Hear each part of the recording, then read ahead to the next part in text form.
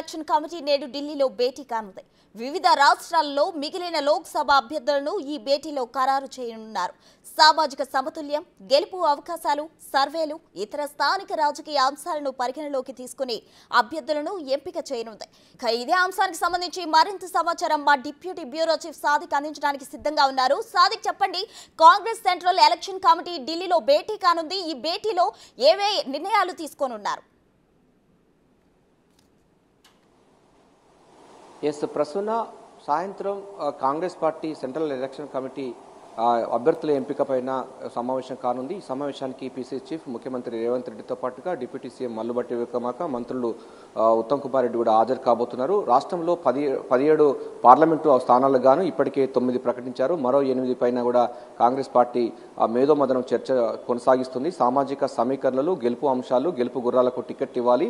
ఎందుకంటే 14 సీట్లు గెలిపే లక్ష్యంగా ముఖ్యమంత్రి రేవంత్ రెడ్డి దశల వారీగా పూర్తి స్థాయిలో తనకున్నటువంటి రాజకీయ పరిజ్ఞానంతో పాటుగా తనకున్నటువంటి వ్యూహాలను మరింత పదును పెడుతూ ముందుకెళ్తున్న సందర్భంలో మరో 8 స్థానాలకు గాను తీవ్రమైన పోటీ ఉన్న నేపథ్యంలో అభ్యర్థుల వడబోత కార్యక్రమానికి ఈరోజు సిఈసి సమావేశంలో చర్చించి నిర్ణయం తీసుకునే అవకాశం ఉంది. ఈ రోజు కానీ లేకపోతే రేపు కానీ అభ్యర్థుల ఎంపిక కూడా ప్రకటన వచ్చే అవకాశం ఉంది. ఇప్పటికే చూసినట్టయితే 8 స్థానాల్లో 5ంటికి ఏకాభిప్రాయం కుదిరినా కూడా 3 స్థానాల పార్లమెంట్ స్థానాలకు మాత్రం చాలా టఫ్ కాంపిటీషన్ ఉంది. దీనిపైన కూడా కాంగ్రెస్ పార్టీ పెద్దలు అయితే చర్చలు కొనసాగుతున్నారు. ఉదాహరణకు ఖమ్మం జిల్లా సంబంధించినటువంటి పార్లమెంట్ సెగ్మెంట్కి డిప్యూటీ సీఎం మల్లుబట్టి విక్రమార్క సతీమణి నందిని కూడా పోటీ చేస్తున్నారు. అంతేకాకుండా పొంగులేటి శ్రీనివాసరెడ్డి వాళ్ళ తమ్ముడు కూడా ప్రసాద్ రెడ్డి కూడా పోటీ చేస్తారని కూడా ఆయన కూడా అనుకుంటున్నారు. దాంతో పాటుగా ఈ తుమ్మల నాగేశ్వరరావు అంటే 3 మంత్రులు కూడా తుమ్మల నాగేశ్వరరావు యొక్క కుమారుడు కూడా బరిలో ఉన్న నేపథ్యంలో చాలా టఫ్ కాంపిటీషన్ ఉంది. దీంతో పాటుగా నిజామాబాద్ సంబంధించినటువంటి సెగ్మెంట్ పైన కూడా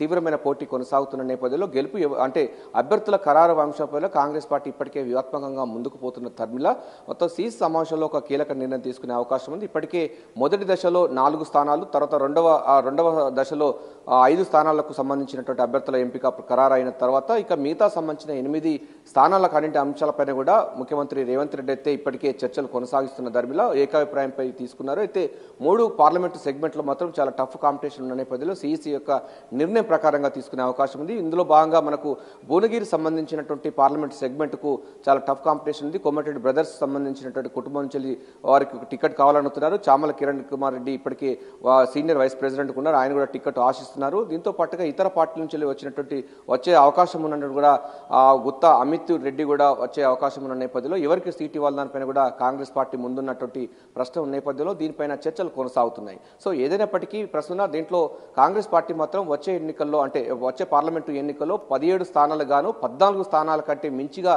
గెలిచే లక్ష్యంగా ముఖ్యమంత్రి రేవంత్ రెడ్డి తన వ్యూహాలను పదును పెడుతూ ముందుకు పోతున్నారు.